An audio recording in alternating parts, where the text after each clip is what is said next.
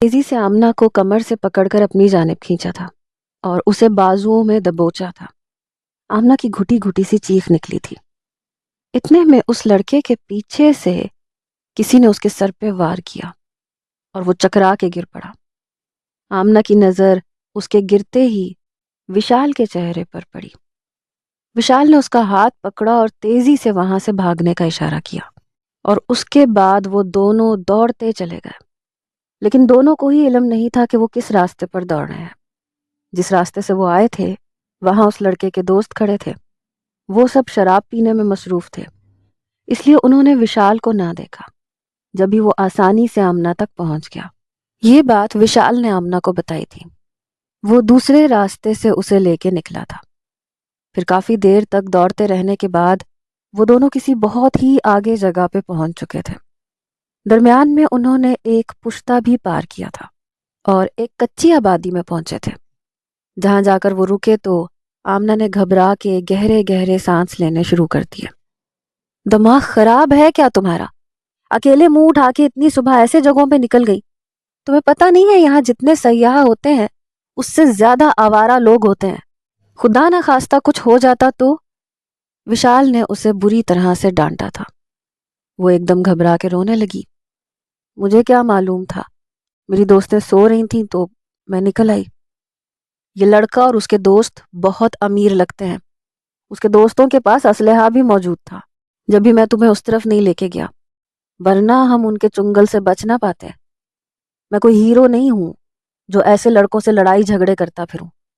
اب کچھ دیر یہاں صبر کرنا ہوگا، اس کے بعد واپس چلیں گے۔ تب تک شاید وہ لوگ چلے جائیں۔ ویسے بھی اس لڑکے کا سر پھٹ گیا، اگر زیادہ خون بہہ گیا تو مصیبت ہو جائے گی۔ وشال کو ایک دم ہی خیال آیا، اگر اسے کچھ ہو گیا تو وشال۔ آمنہ کا دل کپ کپ آ گیا تھا۔ فکر نہ کرو، ہمیں کسی نے دیکھا نہیں ہے، بس ہمیں واپسی جانے کا انتظام کرنا ہوگا، کیونکہ تمہاری دوستیں اٹھ گئیں تو سب سے پہلے تمہاری ہی تلاش کریں گی۔ تم بھی تو بنا بتائے گھومنے نکل پڑتی ہو۔ وشال بار بار اسے ڈانٹ رہا تھا۔ اسے آمنہ کی اس بے وقوفی پر شدید غصہ آیا تھا۔ ایک انجانی جگہ پر اکیلی لڑکی کا اس طرح نکلنا ہرگز بھی مناسب نہیں تھا۔ تھوڑی دیر بعد آمنہ کہنے لگی، وشال اب واپس چلتے ہیں۔ وشال نے بھی گھڑی پہ نظر ڈالی۔ 11 بجنے کو تھے، کافی وقت گزر گیا تھا۔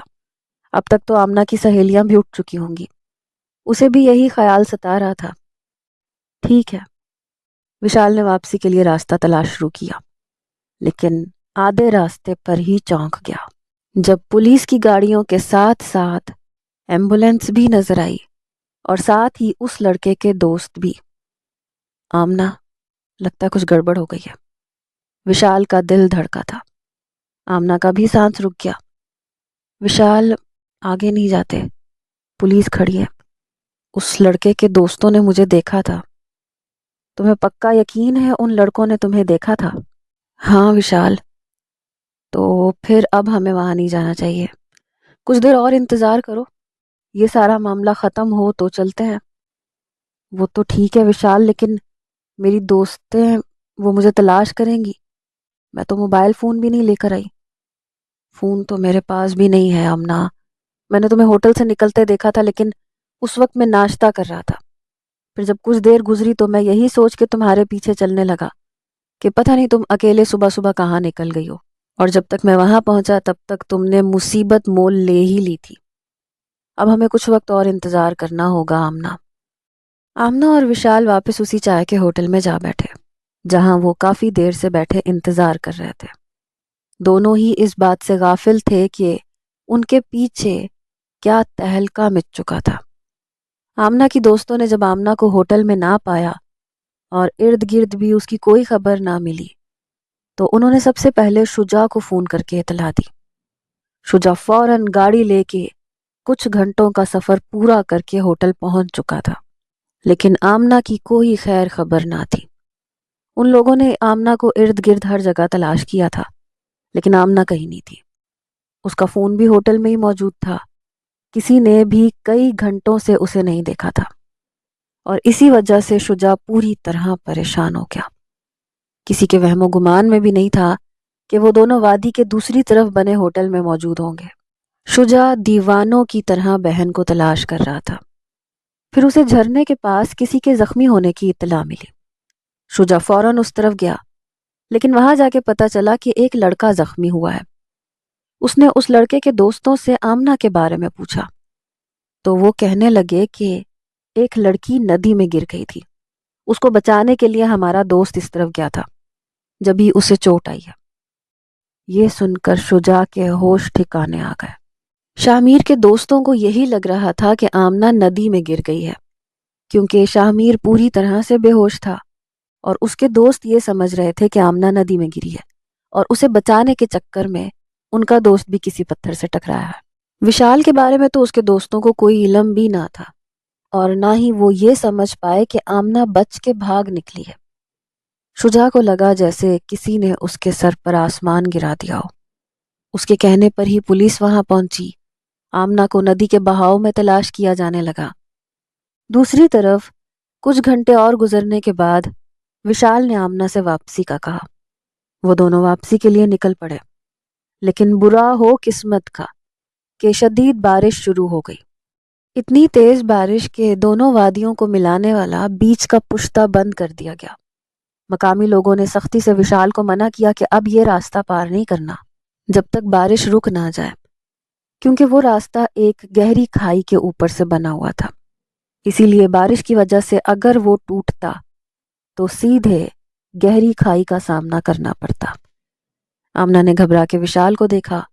وشال خود بھی پریشان ہو گیا۔ آمنہ کے ساتھ اسے پہلے ہی کئی گھنٹے گزر چکے تھے۔ اسے اب خود سے زیادہ آمنہ کی فکر تھی۔ وہ ایک جوان لڑکی تھی جو کئی گھنٹوں سے لاپتہ تھی۔ اس کے گھر والوں تک یہ خبر چلی جاتی تو نہ جانے کیا ہوتا۔ یہی سوچ کر وشال نے طے کیا تھا کہ وہ اس پشتے کو پار کرے گا، لیکن آمنہ ڈر گئی۔ اس نے انکار کر کے اپنے قدم پیچھے ہٹا لیا۔ دھیرے دھیرے شام کا وقت ہونے لگا۔ شجاع نے مجبوراً اپنے گھر فون کر کے اطلاع دے دی تھی، کیونکہ آمنہ کا ابھی تک کوئی پتہ نہیں تھا۔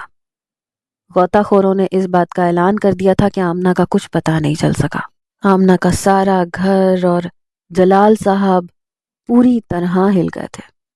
ہر طرف رونا پیٹنا شروع ہو چکا تھا۔ وہیں یہ خبر سرفراز تک بھی پہنچ چکی تھی۔ آمنہ کی سہیلیاں شجاع کو سنبھالنے کی کوشش کر رہی تھیں۔ جو بے انتہا غصے میں تھا، اس کی دوستوں کو برا بھلا کہہ رہا تھا، جبکہ وہ آمنہ کو برا کہہ رہی تھی، جو بنا بتائے ہوٹل سے باہر نکل گئی تھی۔ جلال صاحب نے شجاع کو حکم دیا تھا کہ وہ واپس نہ لوٹے، بلکہ وہیں انتظار کرے۔ وہ خود پہنچنے والے تھے اور آ کر آمنہ کی تلاش دوبارہ شروع کرنے والے تھے، جبکہ مقامی لوگوں نے کہا تھا کہ اگر آمنہ ندی کے بہاؤ میں بہہ چکی ہے تو پھر اس کا ملنا ممکن نہیں ہے۔ وہ تو کیا، اس کی کوئی ہڈی بھی دوبارہ نہیں مل سکتی، کیونکہ وہ ندی بے انتہا تیز بہاؤ رکھتی ہے۔ لیکن یہ بات کسی بھی طرح شجاع سے برداشت نہیں ہو رہی تھی۔ بہن سے اسے بے انتہا محبت تھی۔ اسے اپنے آپ پر افسوس ہو رہا تھا کہ کیوں اس نے آمنہ کی بات مانی۔ 2 مہینے بعد جس بہن کو دلہن بننا تھا، آج وہ بہن نہ جانے کہاں چلی گئی۔ شجاع کا حال بہت ہی زیادہ خراب تھا۔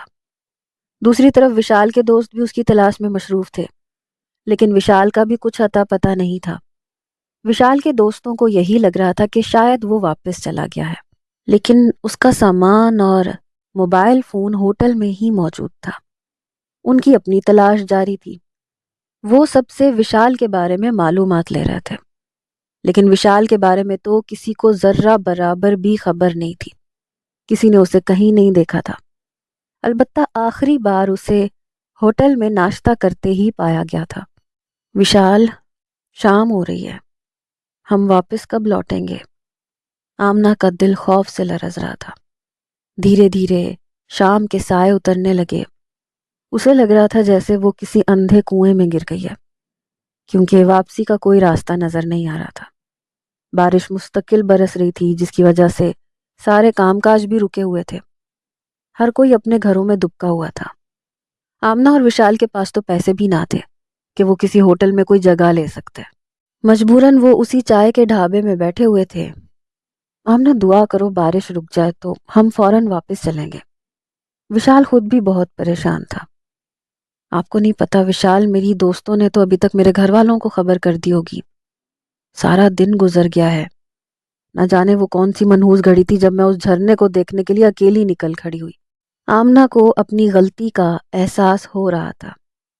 آپ کو ایڈونچر کا بہت شوق تھا نا، آپ کا ایڈونچر پورا ہو گیا، اب اسے برداشت کریں۔ وشال نے تیز نظروں سے اسے دیکھا۔ اسے اس لڑکی پر پیار کے بجائے غصہ آ رہا تھا جس نے اپنے آپ کو اتنی بڑی مصیبت میں ڈال دیا تھا۔ وشال، آپ کو نہیں پتا، میری شادی ہونے والی ہے 2 مہینے بعد۔ میرے گھر والوں تک یہ خبر جائے گی کہ میں لاپتہ ہوں تو ان پر کیا گزرے گی؟ اور بابا، وہ تو شجاع بھائی کی جان لے لیں گے۔ شجاع بھائی مجھے اپنی ذمہ داری پر یہاں لے کے آئے تھے۔ بابا کو تو یہ بھی نہیں پتا کہ وہ لاہور میں ہے، میرے ساتھ نہیں ہے۔ آمنہ پریشانی کے عالم میں نہ جانے کیا کچھ کہتی چلی جا رہی تھی، اور وشال کا دماغ بس ایک ہی بات پر اٹک گیا تھا کہ 2 مہینے بعد اس معصوم سی لڑکی کی شادی تھی۔ آمنہ، آپ کی شادی ہونے والی ہے؟ وہ بڑی مشکل سے بس یہی پوچھ پایا۔ آمنہ نے ایک دم چونک کر اس کی طرف دیکھا اور ہاں میں سر ہلایا۔ ہاں، میری شادی ہونے والی ہے، اسی لیے تو میں دوستوں کے ساتھ آئی تھی تاکہ تھوڑا انجوائے کر لوں۔ مجھے کیا پتا تھا یہاں میری بربادی میری منتظر ہوگی۔ آمنہ کی آنکھوں میں موٹے موٹے آنسو بہہ رہے تھے۔ اچھا، پریشان نہ ہو، دعا کریں بارش رک جائے۔ صاحب، بارش رکنے کے کوئی آثار نہیں ہے۔ اس علاقے میں بارش شروع ہو تو ہفتہ بھر نہیں رکتی ہے، یہاں اسی طرح بارش ہوتی ہے۔ ایک کم عمر ویٹر ان کی طرف چلا آیا تھا اور وشال کی بات سن کر اس نے خود ہی جواب دیا۔ کیا مطلب ہے تمہارا؟ کیا یہ بارش ہفتہ بھر چلے گی؟ وشال حیرت سے پوچھ رہا تھا۔ جی صاحب، جب یہاں بارشیں شروع ہوتی ہیں تو پھر رکنے کا نام نہیں لیتی، پشتے ٹوٹ جاتے ہیں، دونوں آبادیوں کے بیچ میں کوئی تعلق نہیں رہتا، سب لوگ اپنے گھروں میں محصور ہو جاتے ہیں۔ ویسے بھی یہاں پر لوگ زیادہ تر لکڑی کاٹ کر ہی گزارا کرتے ہیں، اور بارش کے بارے میں تو 2 دن پہلے سے ہی سب کو علم تھا، اس لیے لوگوں نے یہاں آنا جانا ترک کر رکھا تھا۔ آپ لوگ یہاں کیوں آئے تھے؟ وہ حیرت سے پوچھ رہا تھا۔ بس ہماری موت پکار رہی تھی، اسی لیے چلے آئے، وشال نے غصے میں کہا۔ اس کا بس نہیں چل رہا تھا وہ اپنا سر دیوار پہ دے مارے۔ اس نے اس لڑکی کے پیچھے خود کو بھی مصیبت میں ڈالا تھا، اور اس سے بھی بڑی مصیبت اس لڑکی کی زندگی میں آئی ہوئی تھی۔ وہ آمنہ کو دیکھ رہا تھا جو ویٹر کی بات سن کے تقریباً بے ہوش ہو جانے کو تھی۔ آمنہ، سنبھالیں خود کو، کچھ نہ کچھ حل نکل آئے گا۔ صاحب، رات ہونے والی ہے، آپ لوگ اپنے رہنے کا انتظام کریں تو بہتر ہے، وقت کے ساتھ ساتھ سردی بھی بڑھتی چلی جائے گی۔ ویٹر نے مشورہ دیا تھا۔ یہاں کوئی ہوٹل ہے جہاں ہم گزارا کر سکیں؟ رات تو گزارنی ہوگی نا؟ نہیں صاحب، یہ تو چھوٹی سی آبادی ہے، یہاں کوئی ہوٹل وغیرہ نہیں ہے، یہاں سیاح بھی زیادہ نہیں آتے کیونکہ اس آبادی میں کوئی خاص مقام نہیں ہے۔ البتہ میرے اسی ہوٹل میں ایک چھوٹا سا گودام ٹائپ کمرہ ہے، آپ دونوں وہاں رات کو رک سکتے ہیں۔ میں تو اپنے مالک کے ساتھ رہتا ہوں، آپ کہیں تو میں مالک سے بات کروا کے آپ کو وہ گودام دے دیتا ہوں۔ ٹھیک ہے، لیکن ہمارے پاس پیسے نہیں ہیں، ہم تو اپنے فون بھی ساتھ نہیں لائے، وشال پریشانی سے کہنے لگا۔ نہیں صاحب، آپ ہمارے مہمان ہیں، میں سمجھتا ہوں کہ آپ مشکل میں ہیں، ہمیں پیسوں کا لالچ نہیں ہے، آپ کا کھانا پینا میں خود کروں گا، آپ فکر نہ کریں۔ سینے پر ہاتھ رکھے وہ انتہائی مہمان نوازی سے کہہ رہا تھا۔ وشال کو تھوڑا آسرا ہو گیا تھا، لیکن آمنہ وہ اپنی جگہ سے اچھل پڑی تھی۔ کیا مطلب؟ کیا ہم رات کو یہاں رکیں گے، گودام کے کمرے میں؟ کیوں؟ میں آپ کے ساتھ کیوں رہوں گی؟ آمنہ کی سمجھ میں نہیں آ رہی تھی کہ وہ کیا اور کیوں کہہ رہی ہے۔ آپ کا دماغ خراب ہو گیا ہے آمنہ، کہاں جائیں گی آپ؟ وہ تو بھلا ہو اس انسان کا جو ہمیں اپنا گودام دے رہا ہے، ورنہ خود ہی سوچیں کہ اس آبادی میں جہاں دور دور 1-2 گھر بنے ہوئے ہیں، ہمیں کون اپنے گھر میں جگہ دے گا؟ وشال کا بس چلتا تو وہ آمنہ کو ایک آدھ تماچا مار دیتا۔ ٹھیک ہے، ہم گودام میں رک جائیں گے، وشال نے ویٹر سے حامی بھری۔ ویٹر نے اسے گودام کا راستہ دکھا دیا۔ اسی ہوٹل کے پچھلے حصے میں ایک چھوٹا سا لکڑی کا کمرہ تھا۔ جس میں ہوٹل کا ہی کچھ سامان پڑا ہوا تھا۔ ایک ٹوٹی چارپائی تھی، ایک طرف مٹکا اور پانی پینے کا کٹورا اس ویٹر نے لا کے رکھ دیا تھا۔ صاحب کسی اور چیز کی ضرورت ہو تو بتا دیجیے گا، میں تو اب صبح ہی لوٹوں گا۔ یہاں مغرب کے بعد سب لوگ اپنے اپنے گھروں میں بند ہو جاتے ہیں۔ آپ لوگ بھی گودام میں چلے جائیں اور کمرہ بند کر لیجیے گا، رات کو یہاں جنگلی جانور بھی آتے ہیں۔ وشال نے ہاں میں سر ہلایا۔ جنگلی جانوروں کے نام پہ آمنہ کی جان نکل گئی۔ کیا مطلب جنگلی جانور آتے ہیں؟ ارے بھیڑیوں وغیرہ کی بات ہو رہی ہے اور کچھ نہیں، وشال نے آہستگی سے اس سے کہا۔ آمنہ نے ڈر کے وشال کا بازو پکڑا تھا۔ مجھے گھر جانا ہے، وہ بچوں کی طرح رونے لگی۔ گھر جانا ہے تو پھر یہاں کیوں آئی تھی؟ کس نے کہا تھا اکیلے جھرنے کی سیر کرنے کو؟ میں تو خود تمہاری وجہ سے پھنسا ہوں۔ وشال آپ سے تم پہ آ گیا تھا۔ اس کے صبر کی حد ختم ہو گئی تھی۔ وہ اس لڑکی کو محفوظ رکھنے کی کوشش کر رہا تھا اور یہ لڑکی رو رو کر اور مصیبت ڈال رہی تھی۔ دیکھو آمنہ، یہاں کوئی ہیلی کاپٹر یا ہوائی جہاز نہیں ہے کہ میں تمہیں اڑا کے اس طرف لے جاؤں۔ ایک بہت بڑا پشتہ ہے جو ٹوٹ چکا ہے۔ بارش رکے گی، پشتے کی مرمت ہوگی تو ہی ہم اس طرف جا سکیں گے۔ وشال زبردستی اسے لے کے گودام میں داخل ہو گیا تھا کیونکہ اب چاروں طرف سناٹا چھانا شروع ہو گیا تھا۔ مغرب کی اذانیں ہو چکی تھیں، سب لوگ اپنے اپنے گھروں میں دبک گئے تھے۔ اس چھوٹے سے گودام میں جہاں روشنی کے نام پہ ایک مدھم سا بلب جل رہا تھا، آمنہ اور وشال پہنچ چکے تھے۔ وشال نے آمنہ کو چارپائی پر بٹھایا، خود لکڑیاں جلانے کے لیے ادھر ادھر دیکھنے لگا۔ سردی بڑھتی جا رہی تھی اور اگر وہ بغیر کمبل رضائی کے اسی طرح رہتے تو شاید صبح تک ان کی موت واقع ہو جاتی۔ کچھ ہی دیر بعد اسے ایک کونے سے لکڑیاں جلانے کا سامان بھی مل گیا جو اسی گودام میں رکھا ہوا تھا۔ وشال نے بیچ کمرے میں ہی تھوڑی سی لکڑیاں رکھ کے آگ لگا دی تھی اور وہ دونوں آگ کے ارد گرد بیٹھ گئے تھے۔ جب 2 مہینے بعد شادی ہونے والی تھی تو ہنی مون پہ اپنے شوہر کے ساتھ یہاں آ جاتی نا، وشال نے تب کے کہا تھا۔ وہ آدمی مجھے گھر سے باہر لے جائے یہی بڑی بات ہے، ہنی مون پہ کیا خاک لے کے جائے گا۔ آمنہ نے دل کے پھپھولے پھوڑے۔ غصہ اور پریشانی اس کے سر پہ سوار تھی۔ کیوں، اتنا برا ہے کیا؟ وشال نے حیرت سے پوچھا تھا۔ اتنا نہیں، اس سے بھی زیادہ۔ بابا نے نہ جانے کیا دیکھ کے میرا رشتہ جوڑ دیا ہے۔ بھائی کا بیٹا ہے، بس یہی ایک خوبی ہے اس میں، اس کے علاوہ تو سرفراز میں اور کوئی خوبی نہیں۔ تو پھر انکار کر دو نا۔ یہ کہتے وشال نے بڑی غور سے اس کے چہرے کے تاثرات دیکھنے چاہے۔ انکار کی گنجائش نہیں ہے، بابا کبھی راضی نہیں ہوں گے، وہ تو مجھے گھر سے نکال دیں گے۔ وہ تو اب بھی نکالیں گے۔ وشال آہستگی سے ہنسا تھا اور آمنہ نے گھبرا کر اسے دیکھا تھا۔ ایسا تو نہ کہیں، آپ بتائیے گا نا بابا کو میرے ساتھ کیا ہوا۔ آپ چلیے گا میرے ساتھ بابا کے پاس، آپ گواہی دیجیے گا کہ میں کتنی بڑی مشکل میں پھنسی تھی۔ بابا مجھ پہ اعتبار نہیں کریں گے لیکن آپ پہ کر لیں گے۔ وشال نے حیرت سے اسے دیکھا۔ کیا کہہ رہی ہیں آمنہ؟ مجھے کیوں پھنسا رہی ہیں آپ؟ آپ کے بابا کو پتہ چلا آپ میرے ساتھ تھی تو وہ مجھ پر بھی شک کریں گے۔ میں تو خود آپ کی وجہ سے مشکل میں پھنس گیا ہوں، وہاں دوسری طرف میرے دوست بھی تو ہیں جو پریشان ہو رہے ہوں گے۔ وشال کو اپنے دوستوں کا خیال ستایا۔ آمنہ کچھ دیر کے لیے خاموش ہو گئی، پھر جیسے ہی تھوڑا وقت اور گزرا، آمنہ کے وجود میں تھر تھراہٹ پیدا ہو گئی، سردی سے بری طرح کانپنے لگی، اس کے ہاتھ پاؤں نیلے پڑ رہے تھے۔ کیا ہوا آمنہ، آپ ٹھیک ہیں؟ لیکن آمنہ تو اپنے حواس کھو رہی تھی۔ سردی بہت زیادہ ہے وشال۔ آمنہ کی حالت دیکھ کر وشال نے اسے اپنے قریب کیا۔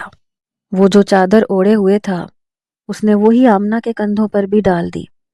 آمنہ اپنی چادر بھی پہنے ہوئے تھی لیکن اس کے باوجود وشال نے اسے اپنی چادر کے حصار میں لیا تھا اور اپنے قریب کیا تھا تاکہ اس کی سردی کچھ کم ہو سکے، لیکن وہ مسلسل ٹھٹھر رہی تھی اور پھر ٹھٹھرتے ٹھٹھرتے وہ وشال کے سینے سے لگ گئی۔